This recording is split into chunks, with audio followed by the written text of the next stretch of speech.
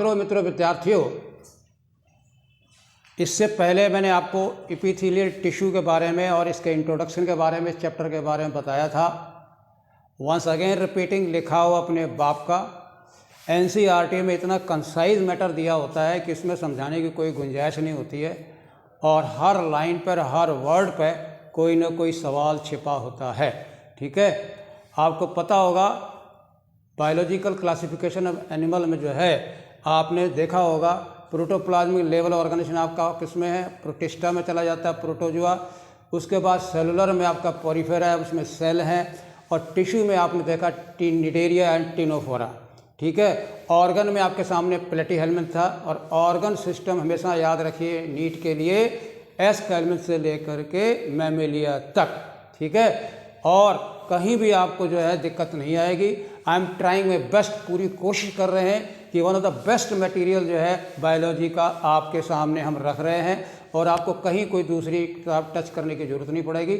और आप इतना ही अगर आप पचा लेते हैं तो आप बहुत बड़े महात्मा हैं। ठीक है, okay, now let us start. ज़रा देखिए कि टिश्यू जो है किस तरह से ऑर्गन और ऑर्गन किस तरह से ऑर्गन सिस्टम बनाते हैं। ये एक बहुत ही बड़ा एवोल्यूशनरी हिस्ट्री है हमारे एनिमल किंगडम में। आप देखेंगे तो आपको बहुत बड़ा आनंद आएगा। और एनसीईआरटी कैसे ब्रीफ करके बताती है वो ज़रा पेशकश ज़रा देखिए क्या कह रहा है। Human heart, very important question आपने उसे ठोक दिया। Consist of all the 4 types of tissue, यानी हार्ट जो है एपिथेलियल टिश्यू का भी बना होता है, कनेक्टिव टिश्यू का भी बना होता है, मस्कुलर टिश्यू का भी बना होता है और न्यूरल टिश्यू का भी बना हुआ होता है। जब आप नर्वस सिस्टम पढ़ोगे तो वहाँ पर हम आपको ले चलेंगे, फिर बताएंगे। यहाँ इतना ही इशारा बहुत है कि 4 तरह के टिश्यू से हार्ट बना होता है। The most important and the first organ to be found in your body, ये है आपका हार्ट। कॉन्ट्रैक्टाइल मशीन है, हरदम बीट करती रहती है। आगे वो कह रहा है द कॉम्प्लेक्सिटी इन ऑर्गन, जैसे कि मैंने आपको बताया सेल, फिर आपका टिश्यू, फिर आपका ऑर्गन, फिर ऑर्गन सिस्टम। तो ग्रेजुअली जो है एक एक स्टेप करके अलग अलग फाइलम से धीरे धीरे धीरे मोस्ट एडवांस जो है आपके मल्टी सेलुलर की तरफ आपका बढ़ता है एनिमल किंगडम में। उसको उन्होंने मेंशन किया है द कॉम्प्लेक्सिटी इन ऑर्गन। और इवोल्यूशन में आप देखेंगे simple to complex, gradual advancement होता है सिंपल से एडवांस में कॉम्प्लेक्स की ओर। तो वो बता रहा है the complexity in organ and organ system display certain observable trend दिखाई देता है साफ साफ कि कैसे कैसे आपके सिस्टम बने, रेस्पिरेटरी सिस्टम कैसे बना, डाइजेस्ट सिस्टम कैसे बना, सर्कुलेटरी सिस्टम कैसे बना। तो उसका पूरा ट्रेंड है वो आप ट्रेस आउट करके बता सकते हो।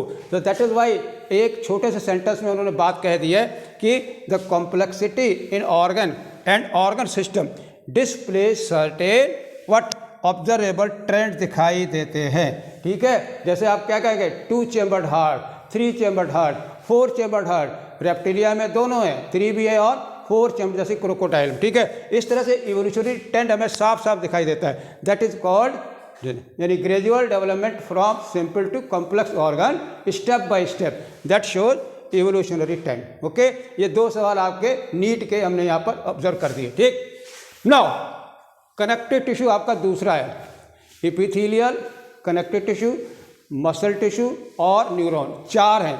अब हम दूसरा वाला आपको लेके आ रहे हैं कनेक्टिव टिश्यू। जैसे कि वर्ड इस साहब आपको बता रहा है, इसका काम है पूरी बॉडी को एक गुच्छे में बांध के रखना, कनेक्ट करके रखना। You can see your finger tip, you can see your body part, how are they connected, कैसे एक दूसरे से आपस में जुड़े हुए। ऐसा टिश्यू जो तरह तरह के टिश्यू को आपस में कनेक्ट करता है और एक डेफिनेट शेप और साइज स्ट्रक्चर देता है और उससे आप एक स्पेसिफिक फंक्शन करते हो। Okay, now see the definition in NCERT. Most abundant, यानी हमारी बॉडी में आपका नीट का सवाल मैं कर रहा हूँ, सबसे ज़्यादा कौन सा टिश्यू पाया जाता है। ठीक, your answer is here most abundant and widely distributed, पूरे शरीर में फैला हुआ इन द बॉडी। और कॉम्प्लेक्स यानी जितने भी जटिल जंतु हैं वर्टिब्रेट से इनवर्टिब्रेट में, उनमें जो है सबसे ज़्यादा और सबसे विस्तृत रूप से फैला हुआ टिश्यू जो है वो आपका क्या है, कॉम्प्लेक्स ठीक टिश्यू है, connective tissue, sorry, complex animal में कॉम्प्लेक्स में कनेक्टिव टिश्यू है। ठीक है, आप ज़रा देखिए what are the important component of the connective tissue. ये आपका पहला सवाल तो हो गया आपका most abundant and widely distributed of complex animal का, ठीक। और दूसरा सवाल आपका जो है वो ये जा रहा है, इट इंक्लूड, इसमें कितनी चीज़ें शामिल होती हैं। इसके अंदर नंबर 1 कार्टिलेज 1, बोन्स 2, ठीक है, और एडिपोज टिश्यू 3 और ब्लड आपका 4। I would like to tell you one by one. आपको पता है व्हाट कार्टिलेज, आप देखेंगे आपके जॉइंट जो है, आपका कान का पिंडा है और नोज पिन है कुछ जो है, ठीक। और दूसरा क्या, बोन। आप कल्पना कर सकते हैं कि एंडोस्केलेटन हमारी बॉडी में हड्डियों के बिना तो बन ही नहीं सकता है, तो हमारा जो एंडोस्केलेटन पूरा है वो आपका बोन्स का बना होता है, हार्ड। और ये क्या है, लचीला होता है, प्लायबल होता है। एडिपोज टिश्यू जो है वो आपके स्किन के नीचे पाया जाता है। आपने देखा होगा कोई आदमी पतला है मेरे जैसा, कोई बहुत मोटा लाला एकदम 100 किलो का, 150 किलो का, उसमें क्या एडिपोज टिश्यू की मात्रा बहुत ही ज़्यादा होती है, ठीक है। 15 किलो 70 kg आदमी के अंदर कम से कम 15 kg फैट होती है। और वो फैट जो होती है, सवाल है कहाँ स्टोर होती है, that is stored in adipose tissue.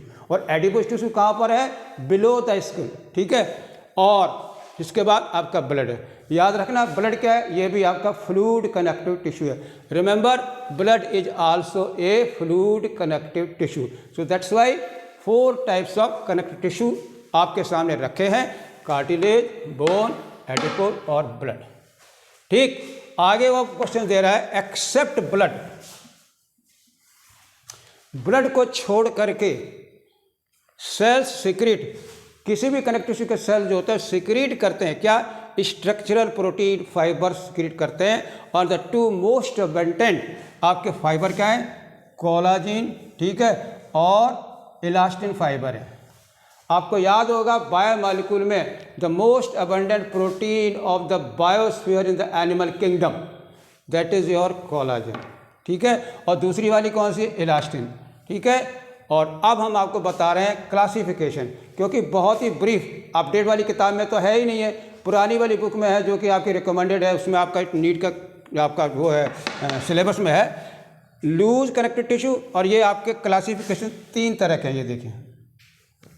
Number 1 loose connective tissue, दूसरा डेंस और तीसरा स्पेशलाइज। सवाल है how many types of the connective tissue are there. तो आपके सामने 3 तरह के हैं। लूज कनेक्टिव टिश्यू का मतलब जो लूज होता है आपका, प्लायबल होता है, हार्ड नहीं होगा। डेंस वाले में क्या होता है, रेगुलरली लगा हुआ होता है, इकट्ठे होता है, इससे ज़्यादा मात्रा में पाए जाते हैं, ठीक है। और स्पेशलाइज कोई खास तरह के भी आपके टिश्यू होते हैं, 3 तरह के हैं। नाउ लेट अस सी, एक एक करके देखते हैं। आपका लूज कनेक्टिव टिश्यू, आप जरा देखिए, आप मेरी स्किन देखिए, आप खींचते हैं, ये क्या है, दिस इज़ योर लूज, क्या है, लूज कनेक्टिव टिश्यू। गाल को खींच लेते हो, ये भी क्या है, लूज कनेक्टिव टिश्यू है, ठीक है। और इसको एरियोलर टिश्यू भी कहते हैं।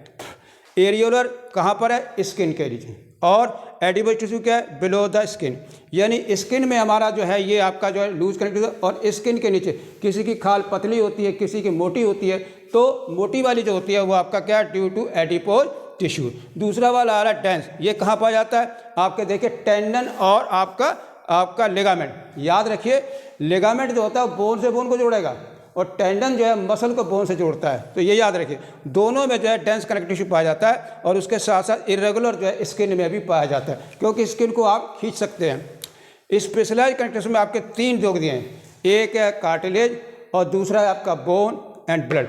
आपका नीट के मैचिंग में आ रहा है, इसमें से कौन सा जो है करेक्ट आपकी चॉइस है, cartilage, bone, blood, all the 3 belong to specialise connective tissue, okay.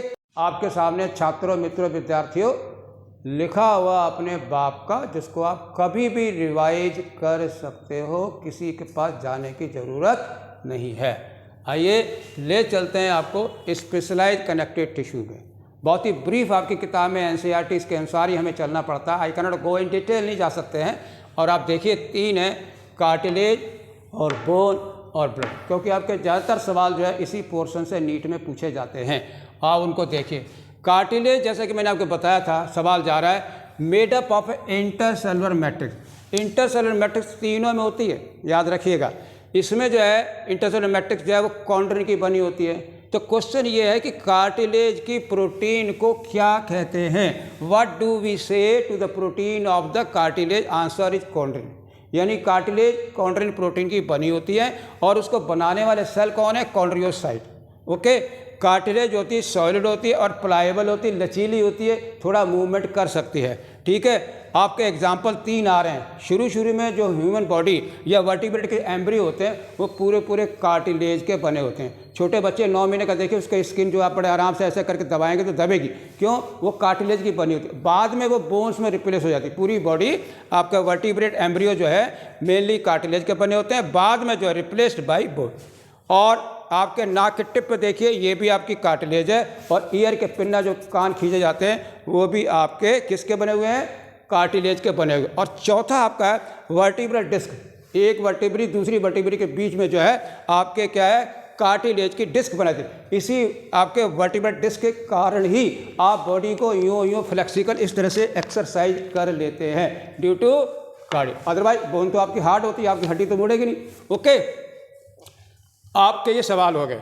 ठीक, तो ये सारे आपको याद है कहाँ पाई जाती है? नंबर 1, नंबर 2, नंबर 3, नंबर 4, ये आपके सारे नीट के सवाल हैं। ठीक है, embryo replaced by bone, cartilage से, और tip of nose, ear pinna और वर्टिब्रल डिस्क। सेकंड आ रहा है आपका बोन। आपको पहले बताया ये हार्ड होती है और इसका डिफरेंस देखिए, ये क्या है? नॉन प्लाएबल होती है।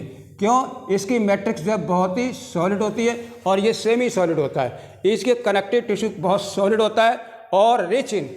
अब सवाल है कार्टिलेज में प्रोटीन आपके कॉन्ड्रिन है, तो बोन्स में प्रोटीन कौन सी है? ये देखिए, ओसिन। ओसिन प्रोटीन फाउंड इन बोन्स में। ठीक है, ये कोलाजिनस प्रोटीन होती है। याद रखिए, मोस्ट अबंडेंट बायोमॉलिक्यूल एनिमल में आपका कोलाजन है। और 40% जो है बॉडी का मास का वेट जो है ड्यू टू ओसिन प्रोटीन। ओके, और ये किसकी बनी होती है? ओस्टियोसाइट की बनी होती है और हमारी बॉडी का एंडोस्केलेटन अंतः कंकाल बनाती है।